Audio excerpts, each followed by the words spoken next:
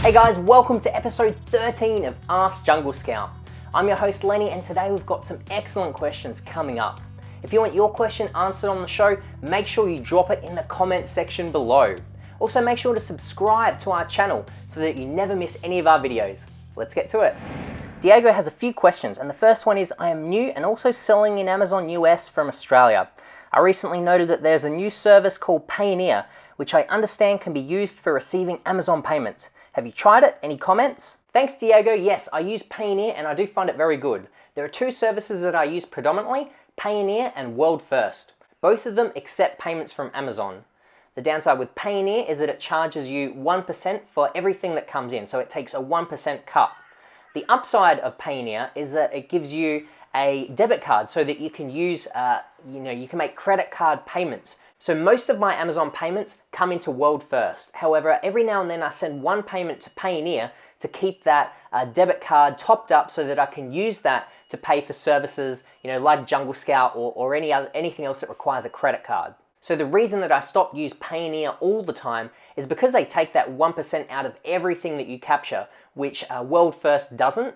And also then the only way I could pay suppliers using Payoneer was to link the credit card or the debit card that they give you to PayPal, which then most suppliers will charge you an additional 5%. So I was getting charged 6% by using Payoneer. Plus a lot of suppliers won't take PayPal for your larger orders. So for that reason, I moved to World First, where the fees are a lot cheaper for those larger transfers. So overall, yes, I do really like Payoneer. I think it's a great tool to have, particularly being able to utilize that debit card. However, it may not be the best place to receive all your money.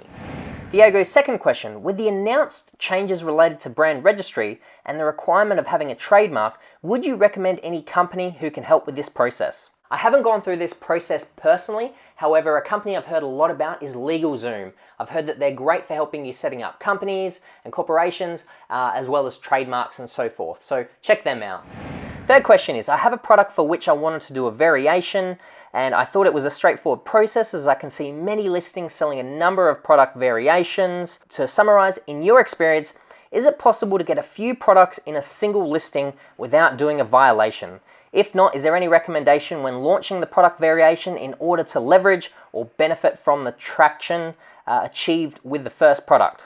Okay, so some categories won't support listing variations. However, I have seen in some of those categories where they won't allow you to create a new listing with variations, that you will see plenty of old sellers that have had variations set up. So you do see some inconsistencies with what Amazon says, but unfortunately you just have to play by their rules. So I want to come back to some more general advice with variations. What I would personally recommend is just starting off with one variation. When you set up the listing, it's a good idea to create the multiple variations that you might have in mind. So if there are any variations that you can think of that you might sell one day, it's easier to set it up at the start when you create the listing than trying to add variations on later. However, I would just recommend just launching one variation at once, because if you have two, that's like launching two products simultaneously. You'll need money for both. You don't know which one's going to sell more, so you're better off just launching the most popular variation that you think people will be after. Then once that one's up and running, then perhaps introduce the second variation, which will, of course, being on the same listing, it will benefit from the traction that your first variation has got.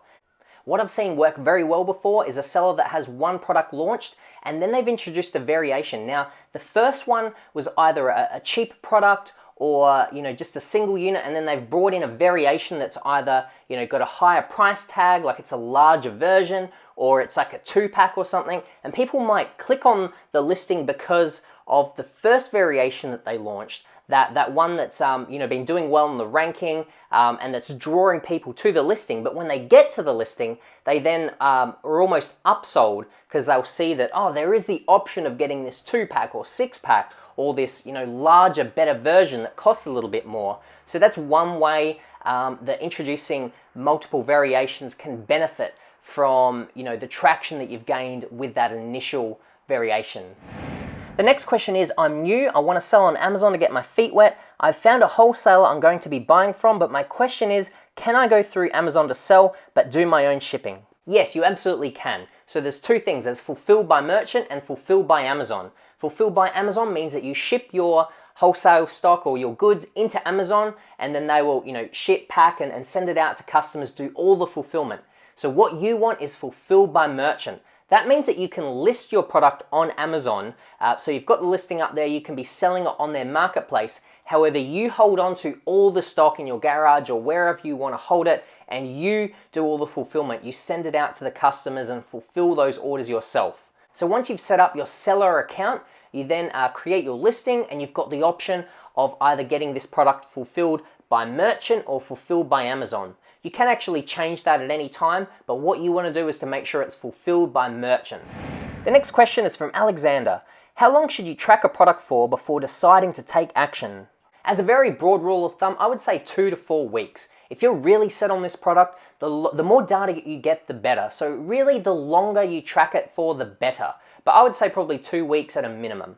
But what you're really looking for is consistent data.